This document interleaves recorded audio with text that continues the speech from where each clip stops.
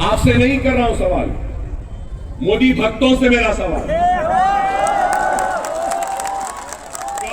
Hello guys, अस्सलाम वालेकुम, welcome my new blog.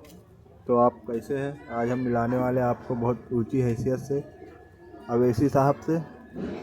Akbaruddin Owaisi साहब आने वाले गोंडी में और अभी थोड़ी देर में आ जाएंगे। आपसे नहीं कर रहा हूं सवाल, मोदी भक्तों से मेरा सवाल, गौ रक्षकों से मेरा सवाल है।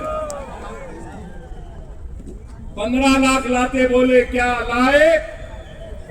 15 लाख नहीं लाए, लेकिन मिस्टर मोदी ने बीजेपी के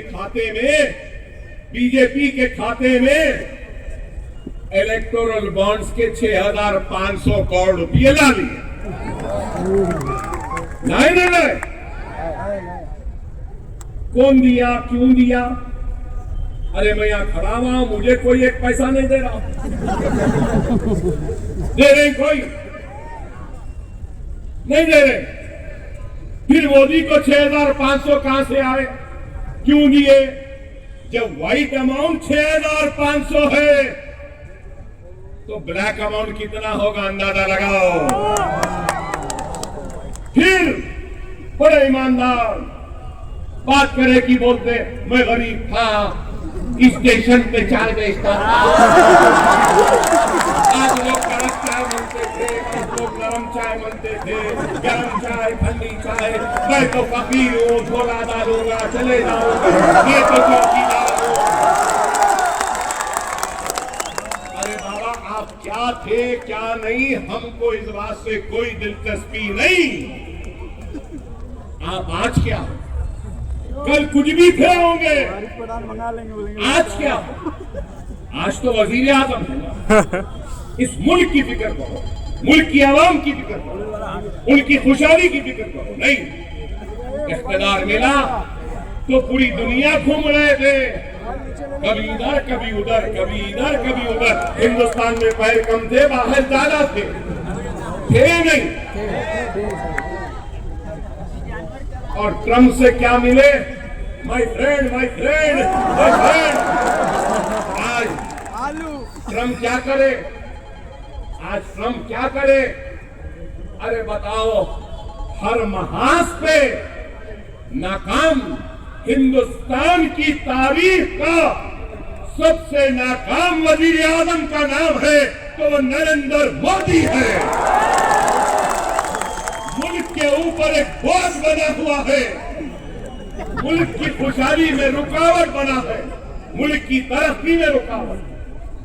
जब तक इनके इख्तियार का खात्मा नहीं होगा, मुल्क में खुशहाली नहीं आएगी। आप हैं यहाँ पे समझदार, पढ़े लिखे IPS ऑफिसर्स भी। क्या मिस्टर मोदी ने मनमोहन सिंह से नहीं कहा था $1 is equivalent to more than your age, mister Manmohan Singh? बोले थे ना, मनमोहन सिंह वजीर आजम थे तो यही मोदी बोले कि आपकी उम्र से ज्यादा हो गया। अरे मिस्टर मोदी, आज मैं कह रहा हूं, रुपया गिर रहा है। $1 is equal to 90 rupees 21 पैसा। क्या कर रहे हैं? सर ये इकोनॉमिक्स है, इनको क्या मालूम भाई? इकोनॉमिक्स से दूर दूर तक कोई लेना है ना देना। ना इकोनॉमिक्स की स्पेलिंग आएगी, ना कॉमर्स की आएगी, ना बैंकिंग की आएगी, ना करेंसी की आएगी। इनको तो बस कड़क चाय, नरम चाय, ठंडी चाय चाहिए। इस वास्ते मुल्क का यह हाल है। अरे आज हमको और आपको सोचना होगा कि हम क्या करें। अगर आज हम खामोश रहेंगे तो याद रखो, इनके जुल्म, इनकी नाइंसाफी में इजाफा होता रहेगा। याद रखो, तलाक़ सलासा का कानून बना तो ऐवान में, वक्त तरमीमी बिल आया तो ऐवान पार्लियामेंट में अगर CA/NRC का कानून बना तो पार्लियामेंट में, अगर जो भी कानून बनता है ये मैदानों में, सड़क पर नहीं बनते, कानून ऐवानों में बनते। जमहूरियत में नुमाइंदों की अहमियत होती। एक MP है, मजलिस का तो ये हाल है, अंदाजा लगा लो एक 10-15 हो गए तो क्या हाल हो। सही है या नहीं? मानते ना मेरी बात को? जमहूरियत में नुमाइंदों की अहमियत होती है, कामयाब होकर ऐवान में जाने की अहमियत होती है।